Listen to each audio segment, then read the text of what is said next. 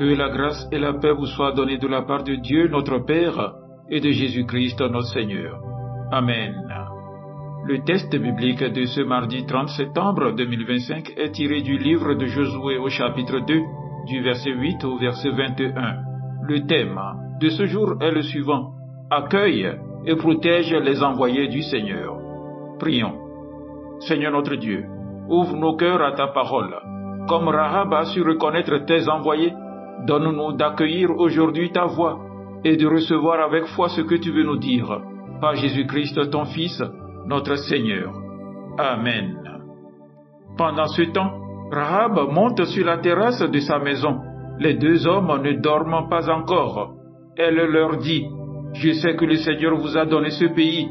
Nous avons tellement peur que tous les habitants sont découragés à cause de vous. En effet, nous avons appris ceci: le Seigneur a séché la mer des roseaux devant vous quand vous êtes sortis d'Égypte. Ensuite, vous avez tué Sihon et Og, les deux rois amorites qui vivaient à l'est du Jourdain, et vous avez détruit tout ce qu'ils possédaient. En entendant ces nouvelles, nous avons été complètement découragés. Personne ne se sent capable de vous résister, car le Seigneur votre Dieu est Dieu là-haut dans le ciel et ici-bas sur la terre. J'ai agi avec bonté envers vous, alors jurez-moi par le Seigneur que vous aussi, vous agirez avec bonté envers ma famille.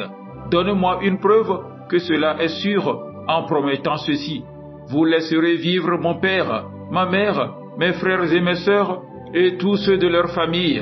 Vous ne permettrez pas que nous soyons tués.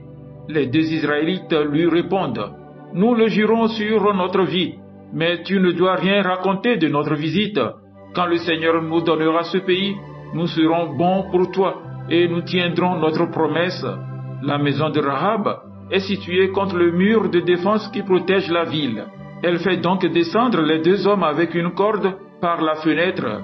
Elle leur dit: allez vous cacher dans les collines pour fuir ceux qui vous cherchent. Restez là-bas pendant 3 jours jusqu'à ce qu'ils reviennent ici. Ensuite, vous pourrez continuer votre chemin. Les Israélites lui disent: nous respecterons le serment que tu nous as juré. Voici ce que tu feras. Quand nous entrerons dans le pays, tu attacheras cette petite corde rouge à la fenêtre, là où nous allons descendre. Puis tu rassembleras dans ta maison ton père, ta mère, tes frères et toute ta famille. Si quelqu'un sort de chez toi, il sera seul responsable de sa mort, et nous ne serons pas coupables. Au contraire, si quelqu'un qui est avec toi dans ta maison est attaqué, c'est nous qui serons responsables de sa mort. Mais si tu racontes notre visite, nous ne serons plus liés par ce serment que tu nous as fait jurer. Rahab répondit: je suis d'accord. Puis elle fait partir les deux hommes.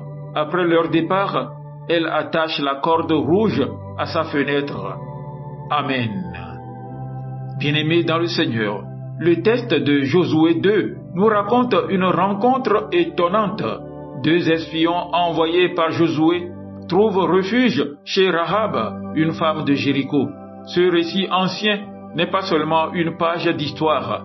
Il est une leçon pour nous aujourd'hui sur l'accueil, la protection des envoyés de Dieu et sur la fidélité qui conduit au salut. Israël est aux portes de la terre promise. Josué envoie 2 espions pour observer Jéricho. Ils trouvent abri dans la maison de Rahab, une prostituée. Mais c'est précisément par elle que Dieu va ouvrir un chemin de salut. Déjà, frères et sœurs, cela nous dit que Dieu n'attend pas la perfection pour agir. Il choisit souvent des instruments inattendus pour accomplir ses desseins. Et comment Rahab devient-elle cet instrument? Par son accueil. Rahab reconnaît en ces 2 hommes les serviteurs du Dieu vivant. Elle les accueille, les cache et prend le risque de tromper les soldats de son propre roi. Cet accueil est un acte de foi. Elle croit que le Dieu d'Israël est le vrai Dieu et son geste le prouve. Et nous, frères et sœurs, comment accueillons-nous la parole de Dieu? Comment accueillons-nous ceux qu'il nous envoie, que ce soit un missionnaire, un frère ou une sœur en Christ? Mais accueillir ne suffit pas, il faut aussi protéger. Rahab risque sa vie, mais elle choisit d'être fidèle à Dieu plutôt que de protéger sa propre tranquillité. Pour nous aussi, protéger la foi, protéger ceux qui portent le nom du Christ, demande parfois du courage. Être chrétien, c'est parfois aller à contre-courant, mais la fidélité a toujours un fruit de bénédiction. Et c'est là que le récit prend une dimension encore plus profonde à travers un signe particulier, le cordon rouge à sa fenêtre. Les espions demandent à Rahab d'attacher un cordon rouge à sa fenêtre. Ce n'est pas un détail, c'est le signe qui distinguera sa maison au moment de la destruction de Jéricho. Un signe de reconnaissance, ce cordon permettra d'identifier la maison de Rahab. Un signe d'alliance et d'obéissance, elle doit suivre fidèlement l'instruction. Son salut dépend de son obéissance. Un signe de salut et de protection, ce cordon protégera sa maison, tout comme le sang de l'agneau sur les portes avait protégé Israël lors de la Pâque en Égypte.